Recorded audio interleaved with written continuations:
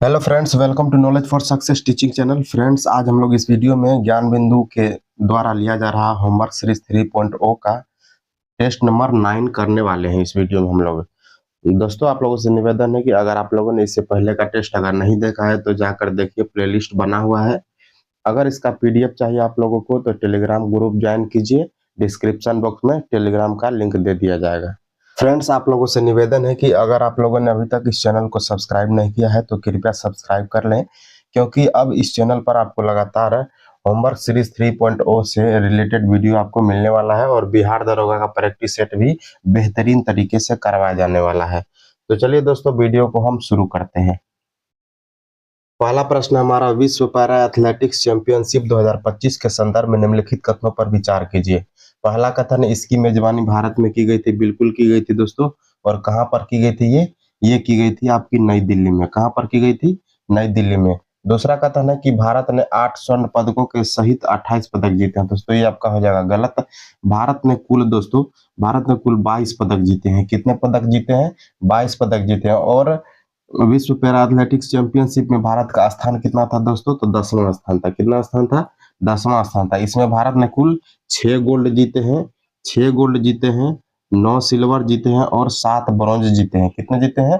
6 gold, 9 silver और 7 bronze. अगर हम दोस्तों इसकी बात करें कब से कब तक हुआ था ये, तो दोस्तों ये हुआ था आपका 28 सितंबर से 6 अक्टूबर तक किया गया था नई दिल्ली में।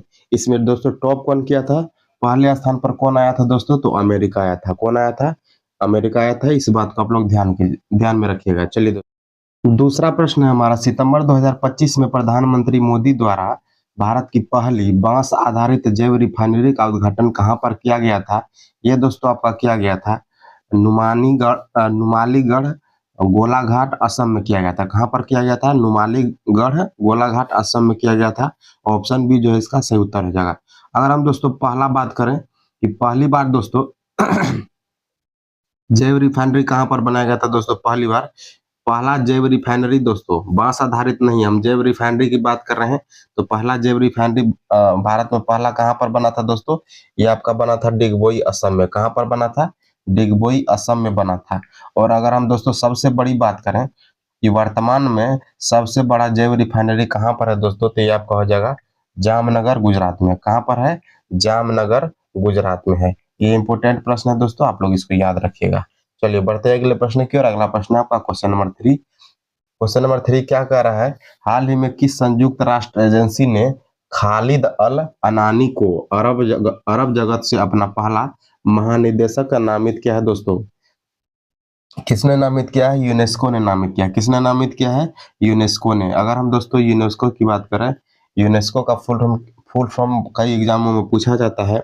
इसका फुल फॉर्म आप लोग याद कीजिएगा। आप लोगों को पता होगा तो कमेंट कीजिएगा। चलिए, United Nations educational for scientific and cultural organization, इसका फुल फॉर्म हो जाएगा। अगर हम दोस्तों इसकी स्थापना की बात करें, इसका स्थापना जो है 1945 में किया गया था।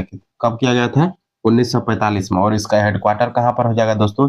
इसका हेडक्वार्टर हो जाएगा आपका पेरिस फ्रांस में। कहाँ पर हो जाएगा? पेरिस फ्रांस में। चलिए बढ़ते अगले प्रश्न की ओर। अगला प्रश्न आपका क्वेश्चन नंबर 4। क्वेश्चन नंबर 4 में क्या कर रहा है दोस्तों? किस राज्य ने अक्टूबर 2025 के पहले सप्ताह में अपना पहला नमो जैव विविधता पार्क, कौन सा पार्क दोस्तों? नमो जैव विविधता पार्क का उद्घाटन किया है? ये हो जाएगा आपका राजस्थान। राजस्थान में पहला अपने पहला जो है नमो जैव विविधता पार्क का उद्घाटन राजस्थान में किया गया है। बढ़ते अगले प्रश्न की ओर। अगला प्रश्न आपका क्वेश्चन नंबर 5। क्वेश्चन नंबर 5 में देखिए क्या कह रहा है कि भारतीय निर्वाचन आयोग ईसीआई द्वारा घोषित डाक मतपत्र सुविधा के संबंध में निम्नलिखित कथनों पर विचार कीजिए। पहला कथन है आपका, यह सुविधा 75 वर्ष और उससे अधिक आयु के मतदाताओं के लिए उपलब्ध कराया गया है। ये 75 वर्ष नहीं होगा दोस्तों, ये 75 वर्ष नहीं होगा, 85 वर्ष होगा। कितना वर्ष होगा? 85 वर्ष होगा। तो ये आपका हो जाएगा गलत। दूसरा कथन है कि मानक विकलांगता वाले मतदाता डाक मतपत्र के माध्यम से अपना वोट डालने के पात्र हैं दोस्तों। ये आपका क्या हो जाएगा? ये आपका सही हो जाएगा। तो इसका उत्तर हो जाएगा दोस्तों केवल 2 सही है, ऑप्शन नंबर बी। चलिए बढ़ते अगले प्रश्न की ओर। अगला प्रश्न आपका क्वेश्चन नंबर 6। इसमें कह रहा है दोस्तों कि अपनी टोक्यो यात्रा के दौरान प्रधानमंत्री मोदी ने अगले 10 वर्षों में भारत में कितने जापानी निवेश का लक्ष्य रखा है दोस्तों। कितने जापानी निवेश का लक्ष्य रखा है, ये हो जाएगा आपका 10 ट्रिलियन येन। जापान की मुद्रा होती है दोस्तों येन, ये आप ध्यान रखिएगा। जापान की मुद्रा क्या होती है, येन। 10 ट्रिलियन येन का अगले 10 वर्षों में मोदी द्वारा लक्ष्य रखा गया है। चलिए बढ़ते अगले प्रश्न की ओर। अगला प्रश्न आपका क्वेश्चन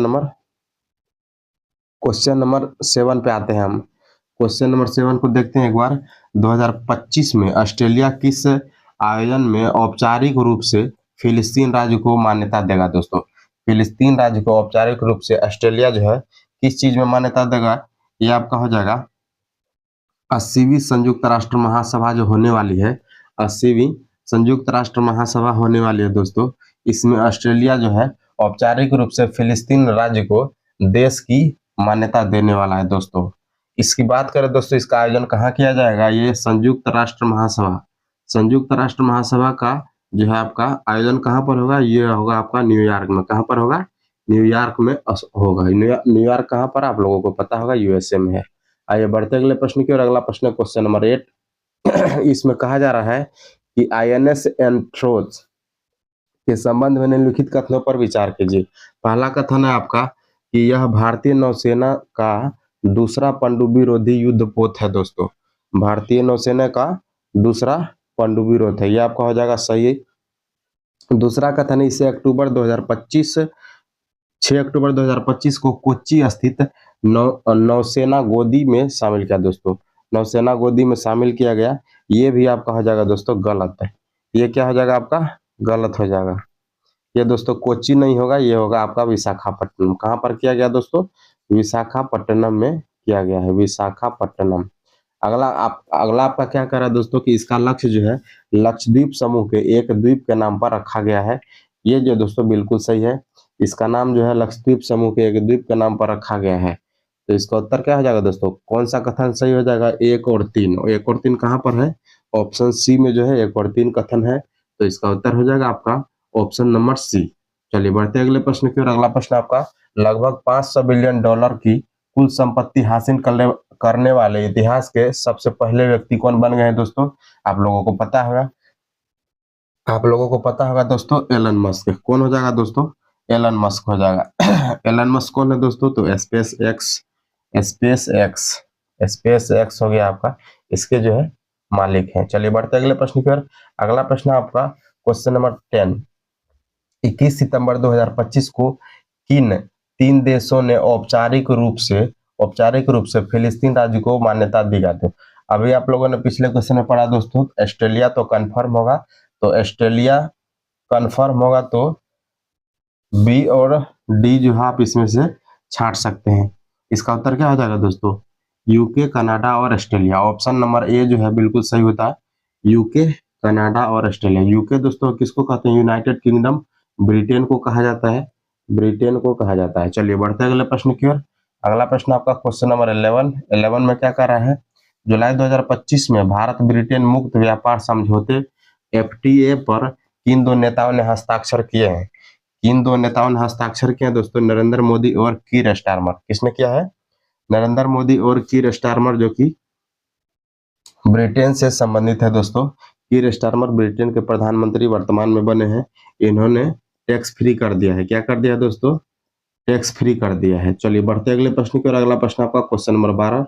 इसमें कहा जा रहा है नवंबर 2025 में 56वां भारतीय अंतर्राष्ट्रीय फिल्म महोत्सव IFFI कहाँ पर आयोजित किया गया था दोस्तों, IFFI कहाँ पर आयोजित किया गया था, ये किया गया था दोस्तों गोवा में। कहाँ पर आयोजित किया गया था, गोवा में आयोजित किया गया था। चलिए दोस्तों बढ़ते अगले प्रश्न की ओर। अगला प्रश्न आपका क्वेश्चन नंबर 13 में कह रहा है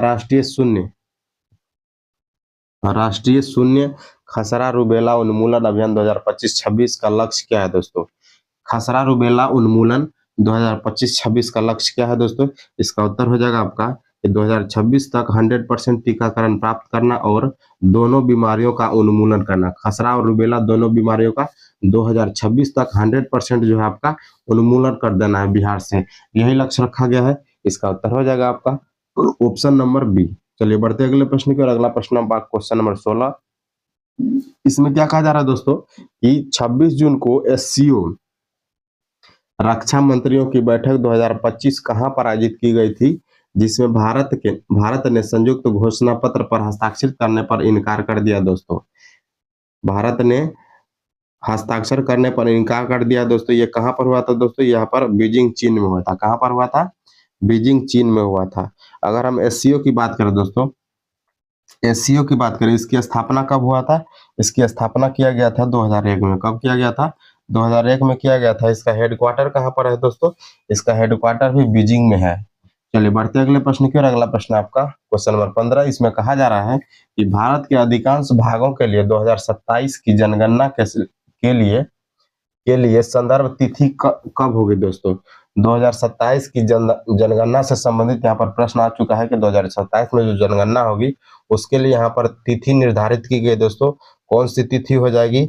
ये हो जाएगा दोस्तों आपका 1 मार्च 2027। कौन सी तिथि है? 1 मार्च 2027। अगर हम दोस्तों पहली जनगणना की बात करें तो भारत में पहली जनगणना कब हुई थी? 1872 में हुई थी, लॉर्ड मेयो के द्वारा। कब हुई थी? 1872 में लॉर्ड मेयो के द्वारा की गई थी। और जो है आपका जो 10 वर्षीय जनगणना का कार्यक्रम शुरू हुआ था, ये कब से हुआ था?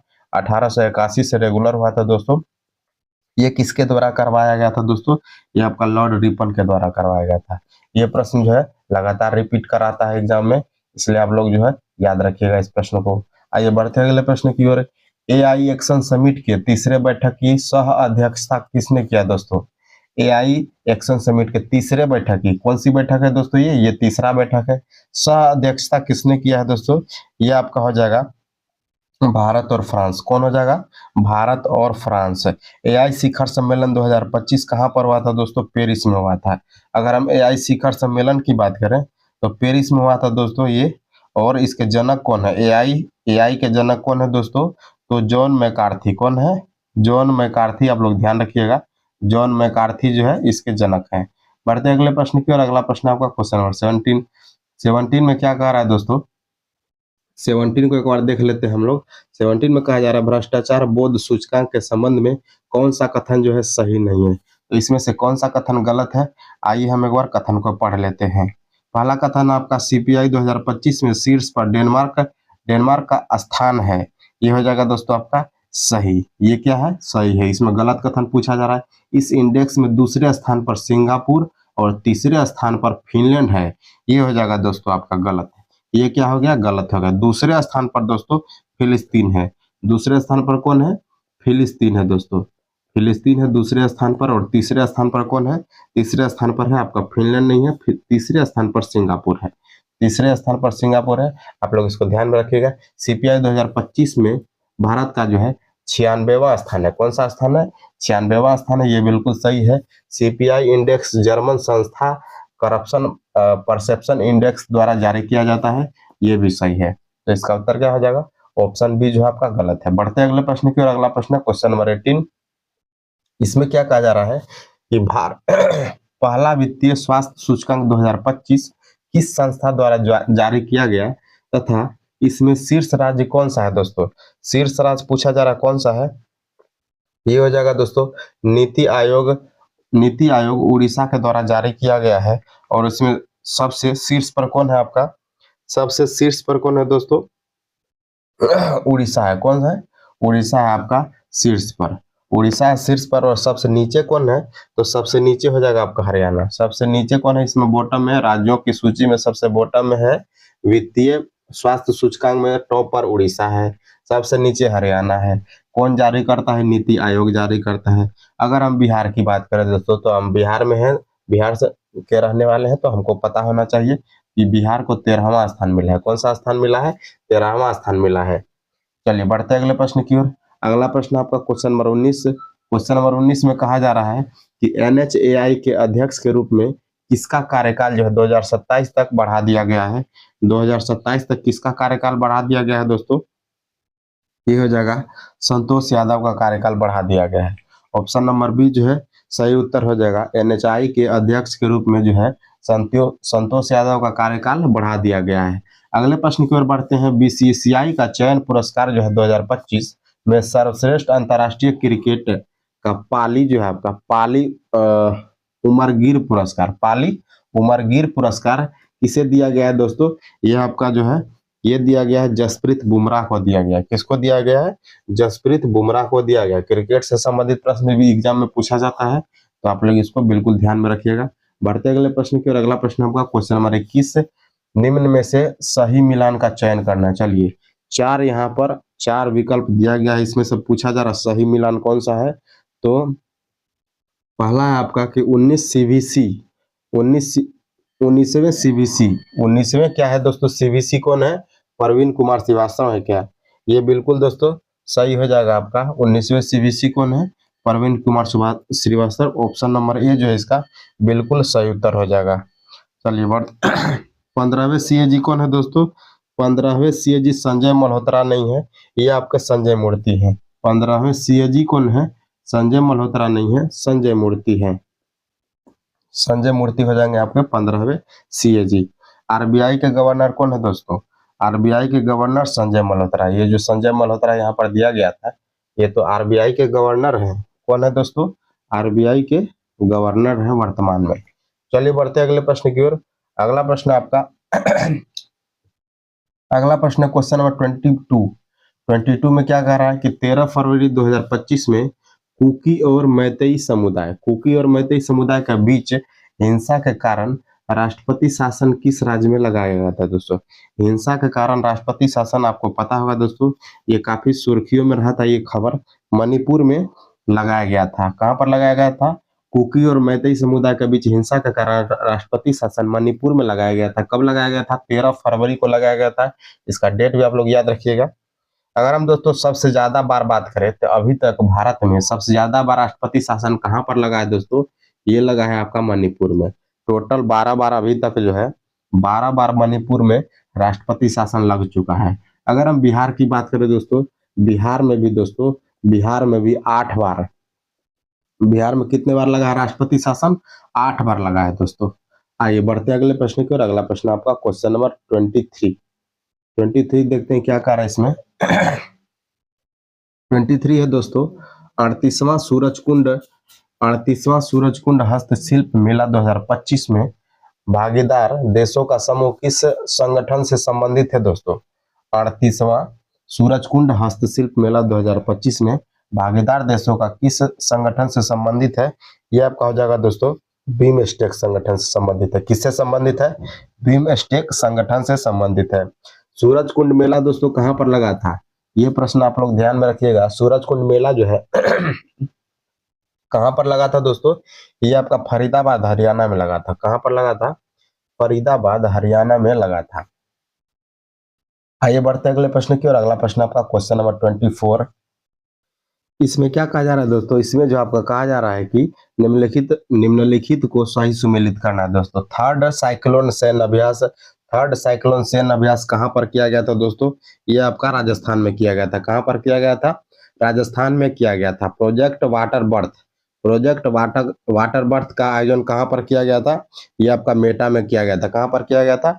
मेटा में। 15वां एयर शो 2025 कहां पर किया गया था दोस्तों?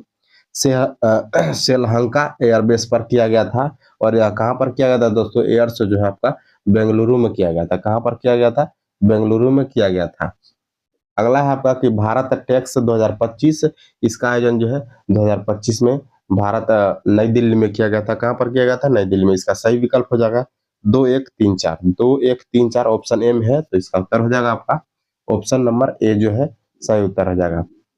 बढ़ते हैं अगले प्रश्न की ओर। अगला प्रश्न आपका क्वेश्चन नंबर 25। मित्रा पोर्टल किसके द्वारा लॉन्च किया गया है दोस्तों? मित्रा पोर्टल जो है किसके द्वारा लॉन्च किया गया है? सेबी के द्वारा लॉन्च किया। किसके द्वारा लॉन्च किया गया है? सेबी के द्वारा लॉन्च किया गया है। ऑप्शन नंबर डी जो है इसका सही उत्तर हो जाएगा। बढ़ते हैं अगले प्रश्न की ओर। टॉयलेट मैन ऑफ इंडिया किसे कहा जाता है? टॉयलेट मैन ऑफ इंडिया किसे कहा जाता है दोस्तों? यह आपका बिंदेश्वरी पाठक को कहा जाता है। किसको कहा जाता है? बिंदेश्वरी पाठक को कहा जाता है। बढ़ते अगले प्रश्न की ओर। अगला प्रश्न आपका क्वेश्चन नंबर 27। मिशन इंद्रधनुष का संबंध किससे है? मिशन इंद्रधनुष का संबंध किससे है दोस्तों? टीकाकरण से इसका संबंध है। ऑप्शन नंबर डी जो है इसका सही उत्तर हो जाएगा। अगला जो प्रश्न है आपका क्वेश्चन नंबर 28, विश्व पर्यावरण दिवस कब मनाया जाता है? पर्यावरण दिवस 5 जून को मनाया जाता है, आप लोगों को पता होगा क्योंकि ये प्रश्न जो है, ये प्रश्न बहुत बार एग्जाम में पूछा गया है कि पर्यावरण दिवस कब मनाया जाता है, तो यह 5 जून को मनाया जाता है। अगला जो प्रश्न है आपका क्वेश्चन नंबर 29, इसमें कहा जा रहा है कि प्रथम पृथ्वी सम्मेलन 2025 इसका आयोजन कहाँ पर किया गया था? प्रथम पृथ्वी सम्मेलन 2025 का आयोजन कहाँ पर किया गया था दोस्तों? ये आपका रियो डी जेनेरियो कहाँ पर किया गया था? ब्राजील में किया गया था। कहाँ पर किया गया था? रियो डी जेनेरियो ब्राजील में किया गया था।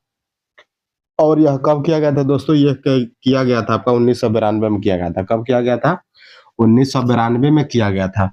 बढ़ते अगले प्रश्न की ओर। अगला जो प्रश्न आपका क्वेश्चन नंबर 30, इसमें क्या कहा जा रहा है कि 2026 में फीफा विश्व कप कहाँ पर आयोजित किया जाएगा? 2026 में फीफा विश्व कप कहाँ पर आयोजित किया जाएगा दोस्तों? ये आपका यूएसए, कनाडा और मेक्सिको में आयोजित किया जाएगा। ऑप्शन नंबर ए इसका उत्तर हो जाएगा। फीफा विश्व कप 2026 कहाँ कहाँ पर होगा? यूएसए, कनाडा और मेक्सिको में होगा। बढ़ते हैं अगले प्रश्न की ओर। अगला जो प्रश्न है आपका क्वेश्चन नंबर 31, मस्तिष्क का सबसे बड़ा भाग कौन सा होता है? ये प्रश्न दोस्तों वीवीआई इसमें लगा लीजिए आप। ये प्रश्न जो है बार बार एग्जाम में पूछा गया है और जो है लगातार यह प्रश्न जो है एग्जाम में पूछने ही वाला है दोस्तों। इसका उत्तर क्या हो जाएगा? ये हो जाएगा दोस्तों सेरिब्रम। मस्तिष्क का सबसे बड़ा भाग दोस्तों होता है सेरिब्रम होता है। क्या होता है? सेरिब्रम होता है। चलिए बढ़ते अगले प्रश्न की ओर। अगला प्रश्न आपका क्वेश्चन नंबर 32 नंबर क्वेश्चन दोस्तों, मंत्रिपरिषद का आकार कैसा होता है दोस्तों? मंत्रिपरिषद का आकार कैसा होता है? लोकसभा का 15%। क्या हो जाएगा दोस्तों? लोकसभा का 15%। ये प्रश्न भी दोस्तों बहुत बार एग्जाम में पूछा गया है। पिछली बार दोस्तों 70th बीपीएससी में यह प्रश्न जो है पूछा गया था कि मंत्रिपरिषद का आकार कैसा होता है? लोकसभा का 15%। अगर हम दोस्तों बात करें इसका किस संशोधन के द्वारा यह जो है शामिल किया गया था हमारे संविधान में, ये हो जाएगा दोस्तों 51वां, कितना? 91 संविधान संशोधन। 91वां संविधान संशोधन जो है 2002 के तहत इसको जो है संविधान में शामिल किया गया था। बढ़ते अगले प्रश्न की ओर। अगला प्रश्न का क्वेश्चन नंबर 33 में कहा जा रहा है डीआरडीओ द्वारा विकसित लक्ष्य क्या है दोस्तों? डीआरडीओ ने विकसित किया है लक्ष्य को, ये लक्ष्य क्या है यही पूछा जा रहा है इसमें। क्वेश्चन नंबर 33 ये दोस्तों क्या है आपका? एक चालक रहित विमान है। क्या है दोस्तों? चालक रहित विमान है। बढ़ते अगले प्रश्न की ओर। बिहार की सबसे बड़ी ऑक्सबो झील क्या है दोस्तों? ये प्रश्न इंपॉर्टेंट हो जाएगा क्योंकि बिहार से रिलेटेड है। तो बिहार की सबसे बड़ी ऑक्सबो झील कौन सी हो जाएगी? आपका कांवर झील हो जाएगा। कांवर झील कहाँ पर है? आप लोगों को पता होगा कांवर झील कहाँ पर है दोस्तों? बेगूसराय में। कहाँ पर है? बेगूसराय में है। यह प्रश्न जो है कई बार और एग्जाम में आ चुका है, तो इसको आप लोग इंपॉर्टेंट क्वेश्चन की लिस्ट में रखिएगा, ध्यान में रखिएगा। चलिए बढ़ते अगले प्रश्न की ओर। लैक्टोमीटर किस सिद्धांत पर कार्य करता है? लैक्टोमीटर किस सिद्धांत पर कार्य करता है दोस्तों? यह आपका हो जाएगा आर्किमिडीज के सिद्धांत पर कार्य करता है। आर्किमिडीज का सिद्धांत क्या कहता है दोस्तों? कि तैरने या डूबने वाला कोई भी जो है, कोई भी जो लागू होगा दोस्तों, तैरने या डूबने वाला क्रिया कोई भी लागू होगा तो उसमें आर्किमिडीज का सिद्धांत जो है हो जाएगा आपका। दूध से रिलेटेड कोई भी क्वेश्चन है, पानी हो गया, तेल हो गया। चलिए बढ़ते अगले प्रश्न की ओर। अगला प्रश्न 36 में क्या कहा जा रहा है? निम्नलिखित में से किस राज्य से होकर कर्क रेखा जो है दोस्तों गुजरती है? कर्क रेखा 8 राज्यों से होकर गुजरती है भारत में, आप लोगों को पता होगा। एक बार जो हम सीरियली देख लेते हैं दोस्तों, किधर से? पश्चिम से पूरब। पश्चिम से पूरब की ओर एक बार देख लेते हैं। सबसे पहले गुजरात हो जाएगा आपका, उसके बाद राजस्थान हो जाएगा, आपका मध्य प्रदेश हो जाएगा, छत्तीसगढ़ हो जाएगा दोस्तों, झारखंड हो जाएगा, उसके बाद कोलकाता हो जाएगा, वेस्ट बंगाल, उसके बाद आपका हो जाएगा दोस्तों त्रिपुरा और मिजोरम। कुल 8 राज्यों से होकर दोस्तों कर्क रेखा गुजरती है। कर्क रेखा जो है आपका 23.5 डिग्री उत्तरी अक्षांश में है दोस्तों। 23.5 डिग्री उत्तरी अक्षांश में कर्क रेखा अवस्थित है। चलिए अब देख लेते हैं इसका सही विकल्प क्या हो जाएगा। इसका उत्तर हो जाएगा आपका मध्य प्रदेश। देखिए इसका उत्तर क्या हो जाएगा? मध्य प्रदेश। आइए बढ़ते अगले प्रश्न की ओर। अगला प्रश्न आपका क्वेश्चन नंबर 37 में क्या कहा जा रहा है दोस्तों? बूढ़ी गंडक किसकी सहायक नदी है? बूढ़ी गंडक किसकी सहायक नदी है दोस्तों? गंगा की सहायक नदी है। आप लोगों को पता होगा गंगा की सहायक नदी है बूढ़ी गंडक नदी। गंगा की अगर हम बात करें दोस्तों, तो गंगा की कुल लंबाई भारत में कितनी है? तो 2525 किलोमीटर। कितनी है? 2525 किलोमीटर गंगा की कुल लंबाई है। आइए बढ़ते अगले प्रश्न की ओर। अगला प्रश्न आपका क्वेश्चन नंबर 38, नर्मदा नदी कहाँ से निकलती है? नर्मदा नदी अमरकंटक से निकलती है। कहाँ से निकलती है? अमरकंटक पहाड़ी से निकलती है दोस्तों नर्मदा नदी। अगर हम नर्मदा नदी की बात करें तो इसकी लंबाई कितनी है दोस्तों? 1312 किलोमीटर। 1312 किलोमीटर आप लोग याद रखिएगा। बढ़ते अगले प्रश्न की ओर। अगला प्रश्न है, बंगाल की दीवानी अधिकार अंग्रेजों को मिली थी। बंगाल की दीवानी अधिकार दोस्तों अंग्रेजों को कब मिली थी? ये मिली थी दोस्तों आपका इलाहाबाद की संधि के द्वारा। किसके संधि के द्वारा मिला था? इलाहाबाद की संधि। दो डेट में हुआ था दोस्तों, आप लोगों को याद रखना है। दो डेटों में इलाहाबाद की संधि होता है। एक हुआ था 12 अगस्त को और एक हुआ था 16 अगस्त को। 12 अगस्त को जो हुआ था दोस्तों, इसी इसी इलाहाबाद की संधि में जो है अंग्रेजों को बंगाल, बिहार और उड़ीसा उड़ीसा की दीवानी प्राप्त हुई थी। यह दोस्तों, यह संधि किसके किसके बीच हुआ था? तो शाह आलम द्वितीय, मुगल बादशाह शाह आलम द्वितीय, मुगल बादशाह शाह आलम द्वितीय और आपका ब्रिटिश गवर्नर जो था आपका ये लॉर्ड क्लाइव, उसके बीच में हुआ था। दूसरा जो आपका हुआ था दोस्तों 16 अगस्त को, ये हुआ था अवध के नवाब सुजाउद्दौला के साथ हुआ था। सुजाउद्दौला के साथ जो हुआ था, इसमें दोस्तों 50 लाख रुपया जुर्माना लगा था। 50 लाख रुपया युद्ध जुर्माना लगा था। कौन सा युद्ध जुर्माना दोस्तों? तो ठीक इससे 1 साल पहले 1764 में ये संधि हुआ था। ये संधि क्यों हुआ था? क्योंकि 1764 में बक्सर का युद्ध हुआ था दोस्तों। 1764 में बक्सर का युद्ध हुआ था, जिसमें अंग्रेज जीत गए थे। तो इस युद्ध में जितना भी मतलब क्षति हुआ था, उस क्षति पूर्ति के लिए 50 लाख रुपया का जुर्माना सुजाउद्दौला के ऊपर लगाया गया था, जो कि अवध का नवाब था। चलिए बढ़ते अगले प्रश्न की ओर। अगला प्रश्न आपका क्वेश्चन नंबर 40 में क्या कहा जा रहा है दोस्तों? चुनाव आयोग का उल्लेख किस अनुच्छेद में है? ये प्रश्न जो है वीवीआई हो जाएगा दोस्तों, क्योंकि अभी जो है बिहार में चुनाव होने वाला है, तो चुनाव आयोग से संबंधित प्रश्न पूछने की संभावना बिल्कुल बनती है। चुनाव आयोग का संबंध किससे हो जाएगा दोस्तों? अनुच्छेद 324। अनुच्छेद 324 में चुनाव आयोग की चर्चा है। आइए बढ़ते अगले प्रश्न की ओर। अगला प्रश्न आपका, वर्तमान में चुनाव आयुक्त कौन है? ये आप लोग कमेंट करके बताइए मुझे।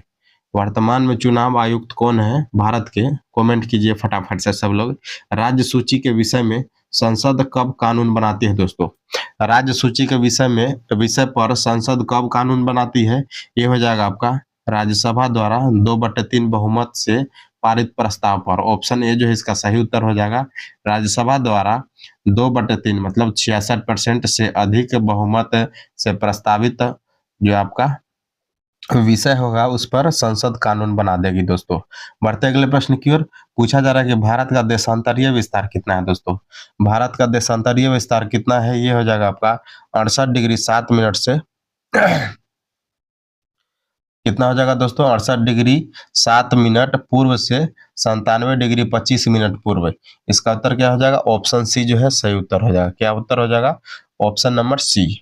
चलिए बढ़ते अगले प्रश्न की ओर। अगला प्रश्न आपका क्वेश्चन नंबर 43 में क्या कह रहा है कि पराबैंगनी किरणों से रक्षा करने वाली परत को क्या कहा जाता है दोस्तों? पराबैंगनी किरणों से रक्षा करने वाली परत को क्या कहा जाता है? ये दोस्तों आपका कहा जाता है स्ट्रेटोस्फेयर। क्या कहा जाता है?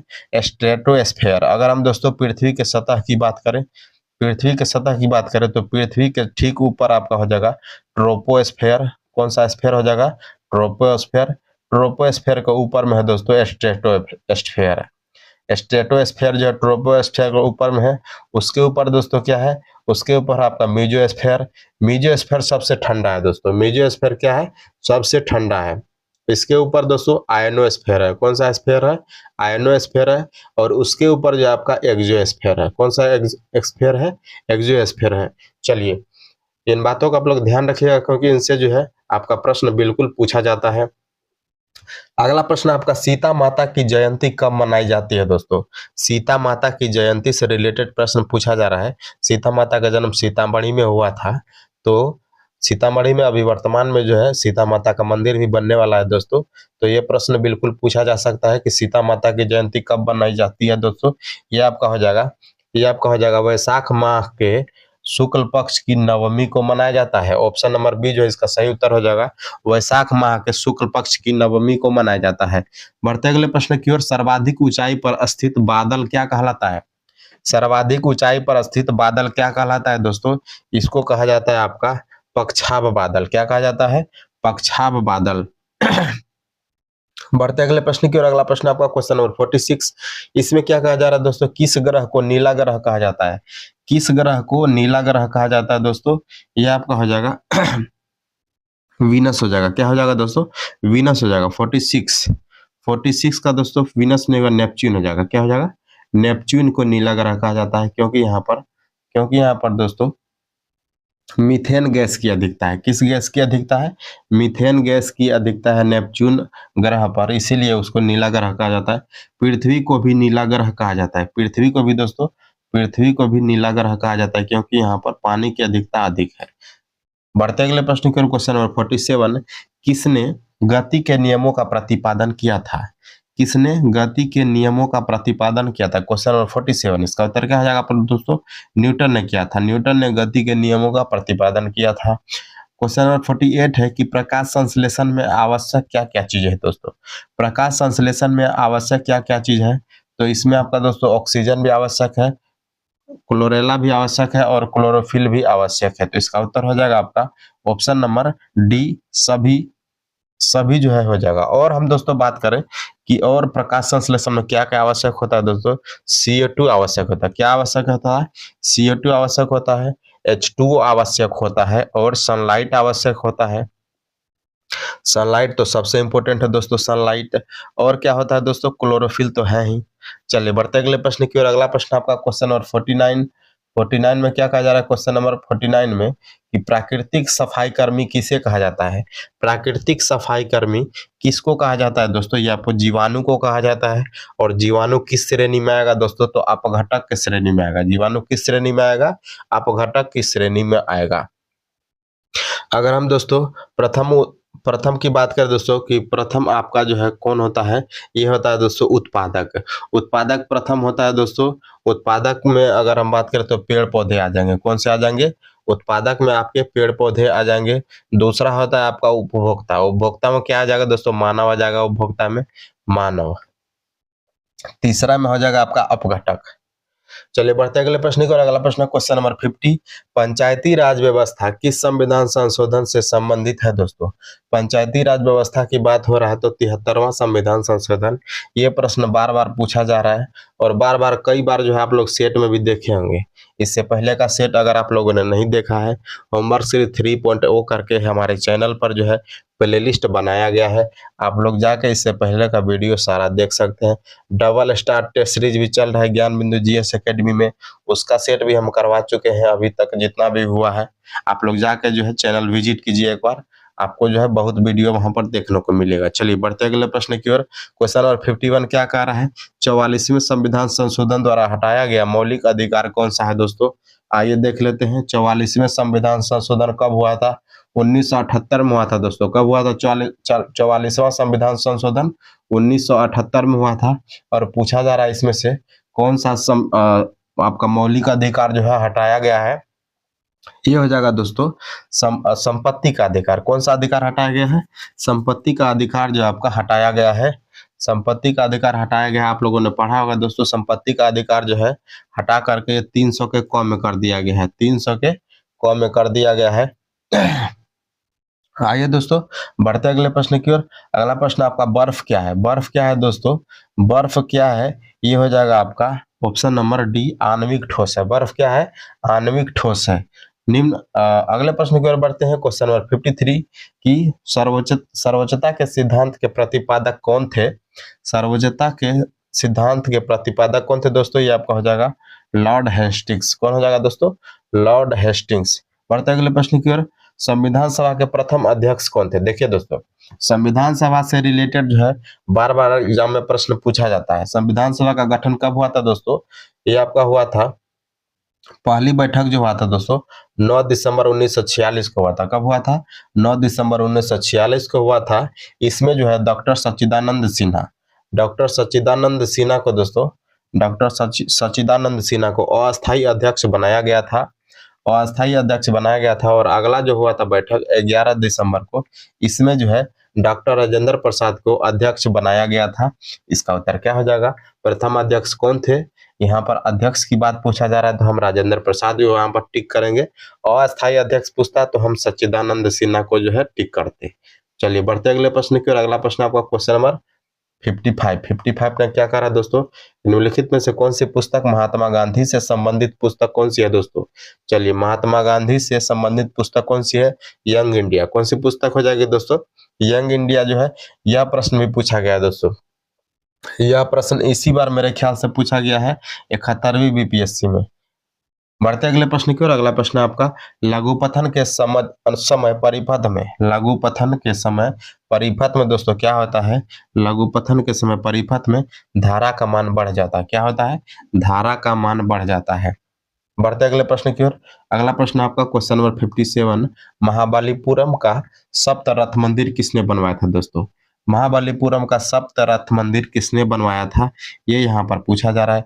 पल्लवों ने बनवाया था। किसने बनवाया था? पल्लवों ने बनवाया था। ऑप्शन ए जो है इसका सही उत्तर हो जाएगा। अगले प्रश्न की ओर बढ़ते हैं। किस ऐप को आरपीएफ द्वारा प्रतिबंधित कर दिया गया है दोस्तों? किस ऐप को आरपीएफ द्वारा प्रतिबंधित कर दिया गया है? ये ऐप हो जाएगा आपका रियल मैंगो। कौन सा हो जाएगा दोस्तों? रियल मैंगो ऐप को प्रतिबंधित कर दिया गया है आरपीएफ के द्वारा।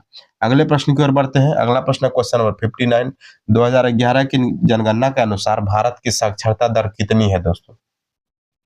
देखिए अभी जो है जनगणना हुआ नहीं है भारत में, इसीलिए जो है 2011 के जनगणना से ही क्वेश्चन पूछा जाता है। चलिए इसका उत्तर क्या हो जाएगा? क्वेश्चन नंबर 59 इसका उत्तर हो जाएगा आपका दोस्तों 73%। कितना हो जाएगा? 73%। अगर वर्तमान में बात करें दोस्तों, वर्तमान में कितना है ये? 74.04%। आइए बढ़ते अगले प्रश्न की ओर। अगला प्रश्न है आपका क्वेश्चन नंबर 60, सर्वाधिक ऊंचाई पर स्थित मतदान केंद्र जो है आपका जो है ताशीगंग। ताशीगंग कहाँ पर है दोस्तों? सर्वाधिक ऊंचाई पर जो है आपका मतदान केंद्र पूछा जा रहा है। भारत में सर्वाधिक ऊंचाई पर स्थित मतदान केंद्र कौन सा है? ताशीगंग। ये कहाँ पर है दोस्तों? ये आपका हो जाएगा हिमाचल प्रदेश में। कहाँ पर है?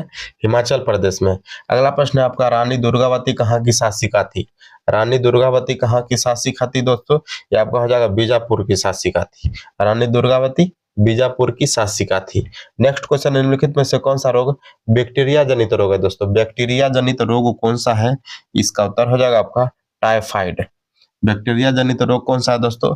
टाइफाइड जो आपका बैक्टीरिया जनित रोग है। आइए बढ़ते अगले प्रश्न की ओर। अगला प्रश्न आपका क्वेश्चन नंबर 63, इसमें क्या कहा जा रहा है दोस्तों? पाटलिपुत्र के संस्थापक कौन थे? ये प्रश्न भी दोस्तों बहुत बार एग्जाम में पूछा गया है। पाटलिपुत्र के संस्थापक कौन थे? उदयन थे। उदयन किस वंश से संबंधित थे दोस्तों? उदयन जो आपके प्रथम वंश जो था आपका हर्यंक वंश, उसी से संबंधित है दोस्तों। उदयन के पिता की बात करें दोस्तों, उदयन के पिता थे आपके अजातशत्रु। उदयन के पिता कौन थे? अजातशत्रु, जिनको पितृहंता कहा जाता था। अजातशत्रु के पिता कौन थे? बिंबिसार थे, जिन्होंने हर्यंक वंश की स्थापना किया था। चलिए बढ़ते अगले प्रश्न की ओर। अगला प्रश्न आपका 64, ग्लूकोज का सूत्र पूछा जा रहा था। तो ये प्रश्न भी बहुत बार पूछा गया है एग्जाम में। C6H12O6, C6H12O6 किस ऑप्शन में है? तो आपका ऑप्शन सी में है, तो ऑप्शन सी इसका उत्तर हो जाएगा। अगले प्रश्न की ओर बढ़ते हैं। कोठारी आयोग का संबंध किससे है? कोठारी आयोग का संबंध पूछा जा रहा है दोस्तों शिक्षा से हो जाएगा। क्या हो जाएगा? शिक्षा से हो जाएगा, कोठारी आयोग से संबंधित। पिछली बार सीटेट के एग्जाम में पूछा गया था ये प्रश्न। सीटेट के एग्जाम में पिछली बार दोस्तों ये प्रश्न पूछा गया था। कोठारी आयोग का संबंध किससे है? शिक्षा से है। Option number D. आइए बढ़ते अगले प्रश्न की ओर। 71 पे आते हैं, 66 पे आते हैं। चलिए 66 है दोस्तों, दोदा बेटा जो है किस पर्वत की सबसे ऊंची चोटी है? ये आपका हो जाएगा दोस्तों नीलगिरी। दोदा बेटा नीलगिरी की सबसे ऊंची चोटी है। अगर हम दोस्तों दक्षिण भारत की बात करें तो दक्षिण भारत की सबसे ऊंची चोटी हो जाएगी आपका अनाईमुड़ी। अन्नामलाई पर्वत की सबसे ऊंची चोटी है दोस्तों अनाईमुड़ी। अनाईमुड़ी, अनाईमुड़ी की अगर हम ऊंचाई बात करें तो इसका 2695 किलोमीटर। कितना है? 2695 मीटर। कितना है? 2695 मीटर।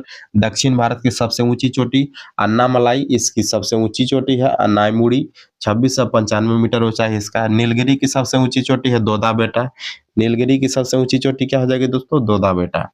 आइए बढ़ते अगले प्रश्न की ओर। अगला प्रश्न आपका क्वेश्चन नंबर 67। इसमें क्या कह रहा है दोस्तों, 8वीं अनुसूची में कितने भाषाओं को शामिल किया गया है? 22 भाषाओं को शामिल किया गया है 8वीं अनुसूची में। आइए दोस्तों एक बार हम देख लेते हैं इसको। भारत के मूल संविधान में दोस्तों, भारत के मूल संविधान में कुल 14 भाषाओं को शामिल किया गया था जो है 8वीं अनुसूची में। इसका जो पहला संशोधन हुआ था 21वां संशोधन हुआ था। 21वां संशोधन के तहत दोस्तों आपका सिंधी को जोड़ा गया था। किसको जोड़ा गया था? सिंधी को जोड़ा गया था। उसके बाद दोस्तों 71वां संविधान संशोधन हुआ। इसमें आपका दोस्तों, इसमें जो आपका नमक 9 से होगा नेपाली, मणिपुरी, कोंकणी। नेपाली, मणिपुरी, कोंकणी को दोस्तों इसमें जोड़ा गया। तो इस समय जो है कुल आपका हो जाएगा आपका 14, 1, 15, 15, 3, 18 भाषाएं हो गई थी 8वीं अनुसूची में। उसके बाद फिर एक बार संविधान संशोधन हुआ। 91वां संविधान, 91वां नहीं दोस्तों, 92वां। इन दोनों को आपस में जोड़िएगा तो 92 हो जाएगा। तो इसे याद रखना, आपका 92वां संविधान संशोधन हुआ। इसमें दोस्तों बीडीएमएस, बोडमास आप लोग याद रखिएगा। बीडीएमएस बोडो डोगरी मैथिली संथाली, बोडो डोगरी मैथिली संथाली 18 और 4 22, 18 4 टोटल 22। तो वर्तमान में जो है 8वीं अनुसूची में 22 भाषाएं हैं। इस प्रकार से आप जो है याद रखिएगा। 8वीं अनुसूची आपका इस तरह से कंप्लीट हो गया है। चलिए बढ़ते अगले प्रश्न की ओर। अगला प्रश्न आपका क्वेश्चन नंबर 68। 68 क्या है दोस्तों? चंद्रयान 3 के लैंडर का नाम क्या है दोस्तों? ये प्रश्न भी एग्जाम में पूछा गया दोस्तों। चंद्रयान 3 के लैंडर का नाम क्या है दोस्तों? तो लैंडर का नाम आपका हो जाएगा विक्रम। लैंडर का नाम विक्रम है। और रोवर का नाम क्या है दोस्तों? रोवर का नाम प्रज्ञान है। आप लोग इसको याद रखिएगा क्योंकि इससे प्रश्न जो है पूछा ही जा रहा है, लगातार पूछा जा रहा है प्रश्न। चंद्रयान 3 के लैंडर का नाम है विक्रम और इसके रोवर का नाम है प्रज्ञान। अगर हम दोस्तों इसकी लैंडिंग, सफल लैंडिंग कब हुई थी चंद्रयान 3 की? 23 अगस्त कब हुई थी? 23 अगस्त 2023 को हुई थी। कब हुई थी लैंडिंग, सफल लैंडिंग? 23 अगस्त 2023 को हुई थी। ये बात भी आप लोग ध्यान में रखिएगा। चलिए बढ़ते अगले प्रश्न की ओर। किस राज्य की राजधानी अमरावती जो है आपका है? अमरावती आपको पता होगा दोस्तों वर्तमान में आंध्र प्रदेश की राजधानी है। अमरावती वर्तमान में आंध्र प्रदेश की राजधानी है। और तेलंगाना की राजधानी कौन सा दोस्तों? हैदराबाद है। तेलंगाना की राजधानी हैदराबाद है। आइए बढ़ते अगले प्रश्न की ओर। Question number 70। एकल आवृत्ति वाले ध्वनि को क्या कहा जाता है दोस्तों? एकल आवृत्ति वाले ध्वनि को क्या कहा जाता है? ये हो जाएगा आपका टोन कहा जाता है। क्या कहा जाता है? टोन कहा जाता है। बढ़ते अगले प्रश्न की ओर। अगला जो प्रश्न आपका क्वेश्चन नंबर 71। इसमें क्या कहा जा रहा है दोस्तों? आइए देखते हैं। निम्नलिखित में से कौन हार्मोन नहीं है दोस्तों? पूछा जा रहा है कि कौन सा जो है हार्मोन नहीं है। इंसुलिन, कैल्सिटोनिन, एस्ट्रोजन या फिर जो है साइटोकाइनिन। इसमें से जो है कौन सा हार्मोन नहीं है? ये हो जाएगा दोस्तों साइटोकाइनिन। साइटोकाइनिन जो दोस्तों आपका ये हार्मोन नहीं है। ये आपका हो जाएगा गलत, ऑप्शन नंबर डी। बढ़ते अगले प्रश्न की ओर। सिंधु घाटी सभ्यता के निम्नलिखित स्थलों में से किस बृहत स्नानागार पाया जाए? तो किस जगह पर जो है बृहत स्नानागार पाया गया है? आप लोगों ने कई बार ये प्रश्न जो है पढ़ा होगा दोस्तों, सुना होगा। ये आपका हो जाएगा दोस्तों मोहनजोदड़ो। ये प्रश्न कई बार पूछा भी गया है। मोहनजोदड़ो में बृहत स्नानागार पाया गया है। बढ़ते अगले प्रश्न की ओर। Question number 73। 73 में क्या कहा जा रहा है? ये देखते हैं। कनिष्क को हराने वाला चीनी जनरल कौन था दोस्तों? कनिष्क को हराने वाला चीनी जनरल कौन था? ये हो जाएगा आपका पान चाओ। कौन हो जाएगा दोस्तों? पान चाओ। बढ़ते अगले प्रश्न की ओर। Question number 74। बजरंग पुनिया का संबंध किस खेल से है? ये हो जाएगा दोस्तों कुश्ती से। किस खेल से है बजरंग पुनिया का संबंध? कुश्ती से है। अगला प्रश्न है आपका। राज्यसभा कितने दिनों तक धन विधेयक को रोक सकता है दोस्तों? ये प्रश्न भी बहुत बार एग्जाम में पूछा गया है। 14 दिनों तक दोस्तों। क्या हो जाएगा? 14 दिनों तक जो है राज्यसभा धन विधेयक को रोक सकता है। उसके बाद जो है यह ऑटोमेटिक पास हो जाएगा। चलो दोस्तों, इसी के साथ जो आपका क्वेश्चन टेस्ट नंबर 9 जो है यहाँ पर खत्म होता है। दोस्तों आप लोगों से एक बार फिर से हम निवेदन करते हैं कि अगर आप लोगों ने इससे पहले का टेस्ट अगर नहीं देखा है तो जाकर देखिए, प्लेलिस्ट बना हुआ है। इससे पहले का सारा जो है आपका होमवर्क सीरीज 3.0 का प्लेलिस्ट बना हुआ है, देखिए। अगर इसका पीडीएफ आप लोगों को चाहिए तो टेलीग्राम ग्रुप ज्वाइन कीजिए। टेलीग्राम ग्रुप का लिंक जो है डिस्क्रिप्शन बॉक्स में दे दिया जाएगा। चलिए मिलते हैं अगले टेस्ट में। जय हिंद, धन्यवाद।